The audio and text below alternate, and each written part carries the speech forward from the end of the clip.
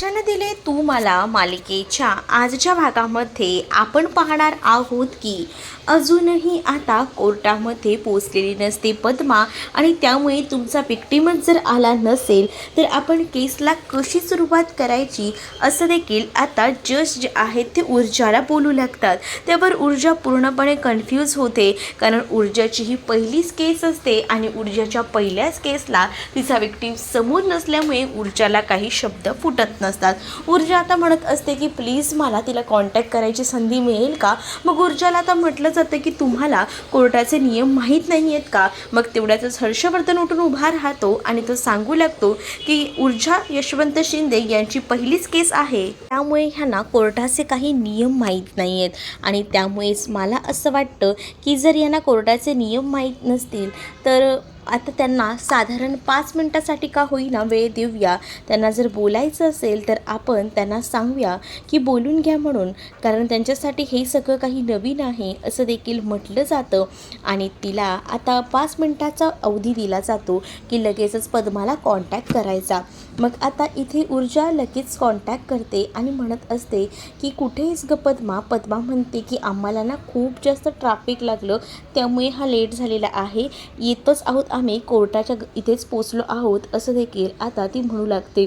आणि जेव्हा आता या सगळ्या गोष्टी ती बोलते ना तेव्हा मात्र आता जाऊन तिला बरं वाटतं आणि ती याबद्दल सांगू लागते। आणि जेव्हा या सगळ्या गोष्टी ती सांगते ना तेव्हा मात्र आता कळतच नसतं की काय करावं ते, कारण हर्षवर्धनने आता मेन हेतू साध्य केलेला असतो आणि तो आता म्हणत असतो की मला असं वाटतंय की जर इथे कोर्टामध्ये केसच उभी राहणार नसेल तर आपण पुढे तरी कशाला जायचं, कारण कोर्टाची वेळ आणि हे सगळं काही संपत आहे। आपण ह्या सगळ्या गोष्टी लक्षात ठेवायला हव्या असं देखील आता म्हटलं जात असतं। पण इकडे ऊर्जा म्हणत असते की नाही, फक्त 5 मिनिटं थांबा, ती पोचतच आहे।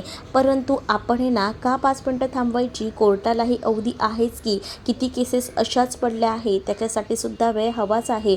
मग आपण या अशाच केस बंद ठेवायच्या आहेत का, तर त्या तशा चालणार नाही। हर्षवर्धन म्हणतो की ह्यांचा जर विक्टिमच नसेल आणि तुम्हाला हेही माहिती आहे ज्याच्यावर FIR दाखल केलेली आहे विक्रांत, तो सुद्धा कुठे आहे कोर्टामध्ये, तोही तर नाहीच आहे ना कोर्टात। मग आपण ही केस उभी तरी कशी करायची, त्यापेक्षा मी म्हणतो ही केस आपण इथेच क्लोज करूया, डिसमिस करून टाकूया असंही आता म्हटलं जातं।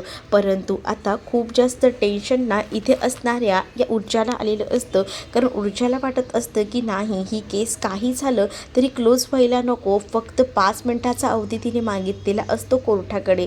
कोर्ट आता सुद्धा इकडे जज असतात तेही म्हणतात की 5 मिनिटाच्या वर तुम्हाला जराही वेळ दिला जाणार नाही। हर्षवर्धनने आता चारही बाजूने कशी कोंडी करायची ना ते बरोबर प्लॅनिंग केलेलं असतं आणि अगदीच तशी तो चारही बाजूने कोंडी करत असतो। आणि जेव्हा तो या सगळ्याबद्दल बोलत असतो ना तेव्हा मात्र आता काही एक सुधरत नसतं, कसं करावं काय करावं या कोणत्याच गोष्टी ना आता कळत नसतात। मग दुसरीकडे मात्र आता पाहायला मिळतं की दिव्या किचनमध्ये काम करत असते, तेवढ्यातच विजया तिथे येते आणि विजया दिव्यावर आरोप करू लागते आणि दिव्याला म्हणत असते की तू जे काही केलंयस ना ते चुकीचं केलंय, काल रात्री तू कुठे केली होतीस, खरं खरं सांग। मग आता दिव्या पाहतच राहते आणि दिव्या म्हणत असते मी ऊर्जाला भेटायला गेले होते माझ्या माहेरी। म्हणजे ऊर्जाला भेटायला का गेली होतीस, म्हणजे तुम्ही दोघीही मिळून मुद्दामून हे सगळं करताय, तर म्हणजे तुम्हाला या घरचा पैसा लुटायचा आहे आणि या सगळ्या गोष्टींवरच तुमची नजर आहे आणि म्हणूनच तर तुम्ही हे केलेलं आहे असं देखील ती आता आवाज चढवत म्हणत असते। ओ तुम्ही काय बोलताय, तुमचं तुला कळतंय, तुम्हाला तरी कळतंय का। मग आता दुसरीकडे काकूसुद्धा तिच्यावर आरोप करत असते की तू कशासाठी गेली होतीस, काय करायला गेली होतीस ना, मला चांगलंच माहिती आहे, उगाच ना खोटं बोलण्याचा प्रयत्न तर बिलकुलही करू नकोस असं देखील आता म्हटलं जातं। मग दुसरीकडे मात्र आता पाहायला मिळतं दिव्या आपली बाजू मांडत असते आणि म्हणत असते की मी घरी गेले होते माझ्या बहिणीला समजवायला, पद्मा कुठे आहे हे विचारायला, म्हणजे पद्माला मी घरी घेऊन येणार होते, हे उगाच आम्हाला दाखवण्यापुरती का, आम्हाला माहिती आहे तुम्ही दोघीही जणी त्या पद्माला गायब करणार होत्या, म्हणूनच तू पद्माची चौकशी करायला गेली होतीस। इतके दिवस तुला काही वाटलं नाही, आजच बरं वाटलं, मला कुठे इतके दिवस माहिती होतं की ऊर्जाने ही केस घेतली आहे वगैरे, आता मला कालच कळलं ना। मग मी माझा विचार केला की माझ्या परीने या सगळ्या सगळ्या गोष्टी हँडल करायच्या, पण तरीसुद्धा तुम्ही जर मलाच बोल लावत असाल तर हे चुकीचं आहे. मी काही गोष्टी पैशांसाठी वगैरे केलेल्याच नाही आहेत असं देखील ती आता पोटतिडकीने बोंबलत सांगत असते. पण तरीसुद्धा घरच्यांचा म्हणजेच विजयाचा, काकूचा तिच्यावर विश्वास बसत नसतो आणि ती म्हणत असते की तू त्याच लायकीची आहेस, मला माहिती आहे, हे सगळं तू मुद्दामून केलं आहेस. आणि तिच्यावर आता आरोप केले जात असतात आणि बिचारी सगळं काही सहन करत असते. आणि तेवढ्यातच ना आता तिथे आजी येते आणि आजी आल्यानंतर म्हणते की कसला गोंधळ चालू आहे आणि तिला विचारलं जातं. मग त्याच वेळेला या गोंधळामध्ये मध्येच आजी आल्यामुळे विजयाची बोलती बंद होते. मात्र दिव्या आता आजीसमोर बोलू लागते, कारण दिव्याला आजीनेच पसंत करून लग्न केलेलं होतं, आदित्यचं लग्न लावून दिलेलं होतं. आणि त्यामुळेच आता आजीला दिव्याची बाजू घेऊन बोलत असतात आणि म्हणत असतात की ही कोणती पद्धत आहे भांडणं करायची, तिला बोल लावायची, तुमच्याशी मी असं वागते का? मग तुम्ही तिच्यासोबत असं का वागता? प्रत्येक वेळेला मी बघते तुम्ही तिच्याशी नीट वागतच नाही. तुम्ही ठरवलंच आहे का तुम्ही सगळ्यांनी की नीट वागायचं नाही? ती तुमच्यासोबत नीट वागायचा प्रयत्न करते ना, मग तुमच्या सुनेला मान द्या तुम्ही, असं देखील आता सांगितलं जातं. मग दुसरीकडे आता काय घडलं आहे, ऊर्जाला भेटायला मी गेले होते. मी ह्यांना क्लिअरली सांगितलं, का तर मला असं वाटत होतं की पद्माला मी घरी घेऊन येऊ शकेन म्हणूनच मी गेले होते. पण ह्या लोकांचा या गोष्टीवर सुद्धा विश्वास बसत नाही आहे, काय बोलू मी? मग आता इथे मात्र या गोष्टी तर होतच राहतील, पण एक गोष्ट लक्षात ठेव, तुम्ही असा जो काही वेळ फुकट घालवता ना, त्यापेक्षा देवाकडे प्रार्थना करा की हर्षवर्धन ही केस जिंकायला हवा. नाही तर हर्षवर्धन ही केस जर हरला ना, तर तो केवढा त्रास करून घेईल ना स्वतःला, याचाही लक्षात घ्या, विचार करा. असं देखील आता हर्षवर्धनच्या बाबतीतच म्हटलेलं असतं आजीने. आणि विजयाला अगदी देव पाण्यात घालायला सुद्धा सांगितलेले असतात, कारण त्यांना माहिती आहे की ह्या हर्षवर्धन काय चीज आहे. आणि त्यासोबत ऊर्जाची जी केस आहे ती स्ट्रॉंग आहे. आता मात्र कोर्टाच्या बाहेर पद्मा आणि मंग्या पोचलेली असतात. पद्मा मंग्या कोर्टाच्या बाहेर पोचल्यामुळे आता कुठे जाऊन इथे मात्र आता ऊर्जाला रिलॅक्स वाटतं. ऐन वेळेला आता तिथे जेव्हा बोलायला जातात जज, तेवढ्यातच तिथे आता नेमकी पद्मा येऊन पोचलेली असते. पद्मा जशी तिथे येऊन पोचते तेव्हा मात्र आता जे समोरचे पक्षात ते म्हणजे जे लोक असतात, मुलं, ती आता पद्माकडे बघत असतात. पद्माला पटकनी कडघऱ्यामध्ये उभं केलं जातं. पद्माला जेव्हा उभं केलं जातं तेव्हा पद्माची आता ही कोर्ट केस सुरू होत असते. तेव्हा पद्माला आता जज विचारत असतात की तुम्हाला ह्या सगळ्या गोष्टी घडल्या तेव्हा तुम्हाला एक वकील म्हणून तुम्ही कोणाची दुसऱ्याची मदत घ्यायची असं का ठरवलं नाही? म्हणजे तुम्हाला याच वकील हवे आहेत का कंटिन्यू? याबद्दल आम्हाला जरा सांगा. मग आता ऊर्जामध्ये बोलायला जात असते, पण जज तिला थांबवतात आणि त्यानंतर मात्र ते म्हणत असतात की मला तिच्याकडनं उत्तर अपेक्षित आहे, तिने उत्तर द्यायला हवं. मग या सगळ्या गोष्टी बोलल्यानंतर मात्र आता इथे उत्तर द्यायला तिला सांगितलं जातं. आणि त्याच वेळेला पद्मा म्हणत असते की हो, मला वाटतं की माझ्यासाठी वकील म्हणून ह्याच परफेक्ट आहेत. आणि असं बोलल्यानंतर आता जजही म्हणतात, मग आता तुमच्या ह्या केसला सुरुवात करायची का? मग आता पद्मा म्हणते की हो, चला सुरुवात करूया.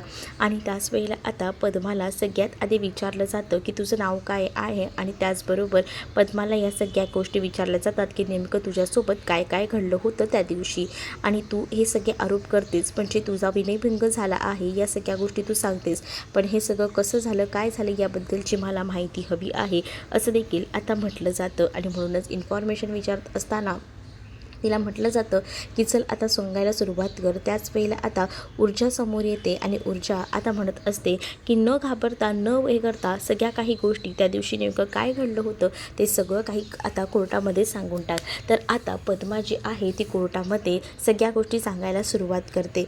म्हणजेच ती आता म्हणत असते की त्या दिवशी जेव्हा मला घरातून सांगितलं गेलं की डबा घेऊन जायचा आहे पुरणपोळीचा, तेव्हा मी शिर्केंच्या घरी गेले. शिर्केंच्या घरी जाऊन तो मी डबा ठेवायचा प्रयत्न केला. तिथे हे सगळे मित्र आणि विक्रांत साहेब बसले होते. आणि त्याच वेळेला मी त्यांना म्हटलं की मी जहागीरदारांच्या घरातून डबा घेऊन आली आहे. आणि मग त्याने मला सांगितलं की त्यांच्या नोकराने की तुम्ही वर जाऊन डब्बा ठेवा. म्हणूनच मी वर जाऊन डब्बा ठेवायला गेले. किचनमध्ये सांगितलं गेलं की मला पाणी हवं आहे, विक्रांतने मुद्दामून सांगितलं. आणि त्यानंतर तो मला बेडरूममध्ये धक्के मारत घेऊन गेला, खेचत घेऊन गेला. आणि त्यानंतर त्याने माझ्यावर जबरदस्ती करण्याचा प्रयत्नही केला. या सगळ्या गोष्टी आता इकडे ती सांगत असते. आणि जेव्हा ती क्रमवार सगळ्या गोष्टी सांगते ना, तेव्हा तिला या गोष्टी सांगताना खूप जास्त रडू येत असतं, कारण तिला त्रास सहन होत नसतो.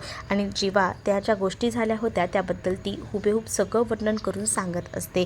विक्रांतने तिच्याबरोबर कशा पद्धतीने जबरदस्ती केली आणि या सगळ्या गोष्टी जेव्हा ती आता हे सगळं काही सांगते ना, तेव्हा मात्र आता ते मित्र कटघरामध्ये समोरच उभे असतात. त्यांच्यावर सुद्धा ती आरोप करत असते.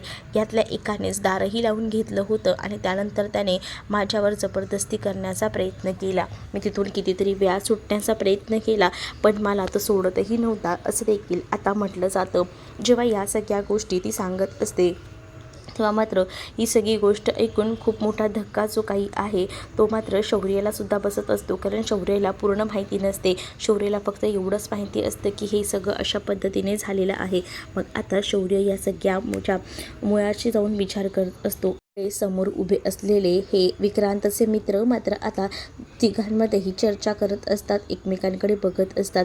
पद्मा मात्र सगळ्या काही गोष्टी अगदी जशा घडल्या होत्या तशा सगळ्या रडून सांगू लागते. कारण तिला त्या सगळ्या सांगताना त्रासही तितकाच होत असतो. बिचारी सगळं काही सांगून टाकते.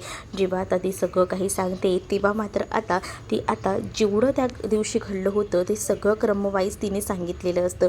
तिचं आता बोलून होतं. मग आता संधी दिली जाते प्रश्न विचारायची हर्षवर्धनला. कारण आता ऊर्जाचं काम जे आहे ते पीडित महिलेला त्या दिवशीचा घटनाक्रम विचारायचं होतं. मग आता पुढे या सगळ्यामध्ये मग तुम्ही काय केलं काय नाही केलं या सगळ्याची इन्फॉर्मेशन काढण्यासाठी आता समोरच्या पार्टीतील जो वकील आहे त्याला बोलवलं जातं. म्हणजेच हर्षवर्धन आता समोर येतो. हर्षवर्धनला संधी दिली जाते. हर्षवर्धन जेव्हा आता समोर येतो तेव्हा आता हर्षवर्धन बोलायला सुरुवात करतो. हर्षवर्धन आता म्हणत असतो की मला तुला एक प्रश्न विचारायचा आहे, तू मला ओळखतेस का? त्यावर ती म्हणते की हो. आणि त्याच वेळेला तुझं नाव काय? साहेब, तुम्हाला माझं नाव माहिती आहे ना?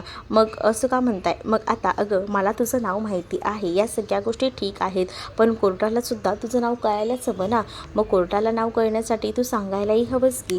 मग आता कोर्टाला नाव सांग. मग आता पद्मा स्वतःचं नाव पद्मा कदम असं सांगते. आणि त्याच वेळेला आता पद्मा कदम असं नाव सांगितल्यानंतर तू मला ओळखतेस का? किती वर्ष झाले माझ्याकडे काम करतेस? मग आता पद्मा सांगते 7-8 वर्ष झाले मी काम करते. म्हणजे आपले विश्वासाचे संबंध आहेत म्हणून इतके वर्ष तुला कामाला ठेवले, बरोबर की नाही? हे सुद्धा आता म्हणणं त्यांनी मांडून घेतलेलं असतं. त्यावर आता ती सुद्धा होकार देते. तर दुसरीकडे मात्र आता तिला हे म्हटलं जातं की सांग त्या दिवशी नेमकं काय झालं होतं आणि तू काय काय प्रकार बघितला होतास, तुझ्यासोबत काय घडलं याबद्दल जरा मला नीट माहिती दे म्हणजे मला कळेल. मग आता मी शिर्केंकडे गेले होते. कोण शिर्के? म्हणजे शिर्के तर आजूबाजूला खूप राहतात असं आता हर्षवर्धन बोलत असतो. त्यावर हर्षवर्धनला ती म्हणत असते शिर्के म्हणजे विक्रांत शिर्के, आमदार साहेबांचा मुलगा. याबद्दल सुद्धा आता ती सांगू लागते. आणि जेव्हा या सगळ्या गोष्टी ती बोलते ना तेव्हा मात्र हर्षवर्धन म्हणतो मग आता मला पुढचा क्रम सांग. म्हणजेच आता पद्मा बोलत असते की विक्रांतचं आणि तीर्थाचं लग्न ठरलं आहे, म्हणूनच तर मला पुरणपोळीचा डब्बा घेऊन त्यांच्याकडे पाठवलं आणि तो पुरणपोळीचा डब्बा घेऊन मी सुद्धा त्यांच्यापर्यंत पोचले. त्याच वेळेला त्यांच्याकडे जेव्हा मी गेले तेव्हा मला कळलं की ते तिथे नाही आहेत. म्हणजेच त्यांच्या नोकराने सांगितलं की ते टॅरेसवर आहेत. मग मला त्यांनी सांगितलं की तुम्ही टॅरेसवर जाऊन त्यांना भेटू शकता. म्हणूनच मी टॅरेसवर त्यांना भेटायला गेली आणि त्यांना पुरणपोळीचा डब्बा द्यायला गेली आणि त्यानंतर हे सगळं माझ्यासोबत घडलं. त्यांनी माझ्यावर जबरदस्ती केली. आता या सगळा जो घटनाक्रम आहे जसा तिने पूर्वा सांगितला होता तसंच ती सांगू लागते. परंतु आता हर्षवर्धन या सगळ्याचे आरोप ना या बिचाऱ्या पद्मावरच करू लागतो. पद्माला तो म्हणतो की मला एक गोष्ट सांग, त्या नोकराने तुला सांगितलं आहे की विक्रांत टॅरेसवर आहे, तर तुझं काही काम होतं पुरणपोळीचा डब्बा नेऊन तिथपर्यंत द्यायचं. मग तू तो पुरणपोळीचा डब्बा जो आहे तो बरोबर त्या नोकराला सुद्धा देऊ शकली असतीस. तुला तो डब्बा घेऊन वरपर्यंत जायची काय गरज होती? याचा अर्थ तुझ्याच अंगात काहीतरी हे होतं का? असं देखील आता उलट प्रश्न विचारत तिला म्हटलं जातं. तर आता पद्मा चकित होते. पद्माने अशी अपेक्षाही केली नव्हती की असं सगळं काही हर्षवर्धन तिच्यासोबत बोलेल, तिला असा उलट प्रश्न विचारेल. पण आता हर्षवर्धन बोलत असतो की मला या प्रश्नाचं उत्तर हवं आहे. मला सरळ साधं सोपं सांग की त्या वॉचमॅनने तुला सांगितलं होतं की ते लोक टॅरेसवर आहेत, त्यांचं एन्जॉयमेंट सुरू आहे. मग तू तू तिथे का गेलीस? तू इथे सुद्धा वॉचमॅनला देऊ शकली असती, घरातल्या नोकराला सुद्धा देऊ शकली असती खालच्या, की हा डबा जहागीरदारांकडनं आला आहे पुरणपोळीचा, मग तुला वर जायची गरजच काय होती, असं देखील आता म्हटलं जातं. आणि जेव्हा या सगळ्या गोष्टीबद्दल बोललं जातं तेव्हा मात्र पद्मा चकित होते. पद्माला काय बोलावं कळत नाही. मात्र हर्षवर्धनने केलेल्या उलट तपासणीमुळे आता ऊर्जा खटकली उठते आणि ऊर्जा म्हणत असते की हे सगळं चुकीचं आहे, माझ्या अशिलावर चुकीचे आरोप केले जात आहेत, प्लीज प्लीज कोणीतरी थांबवा. आता असं बोलून ऊर्जा उठते, पण आता ऊर्जालाच बसवलं जातं आणि ऊर्जाला जज म्हणतात की तुम्हाला बोलायची संधी दिली जाईल तेव्हा तुम्ही बोला, आता बोलू नका, त्यांना बोलता येत ना तेवढं त्यांना बोलू दे, असं देखील आता म्हटलं जातं. मग हर्षवर्धन तिच्याकडे पाहून हसतो. हर्षवर्धनचे प्रश्न जे आहेत ते मात्र आता पद्माला त्रास देणारे असतात. तर इकडे मात्र आता म्हटलं जात असतं पुढील भागामध्ये की मला असं वाटतं की हे सगळे आरोप आहेत ना सगळे खोटे आहेत, त्यामुळे मला असं वाटतं या मुलांना गुपचूपपणे सोडून टाकावं, निर्दोष म्हणून यांची मुक्तता करावी.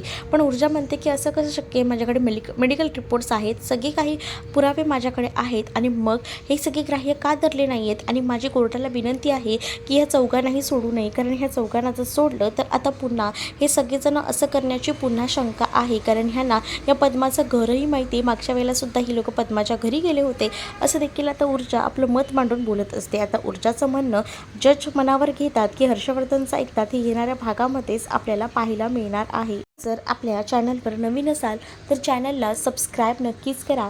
चला तर मग भेटूया पुढच्या भागामध्ये. तोपर्यंत टाटा बाय.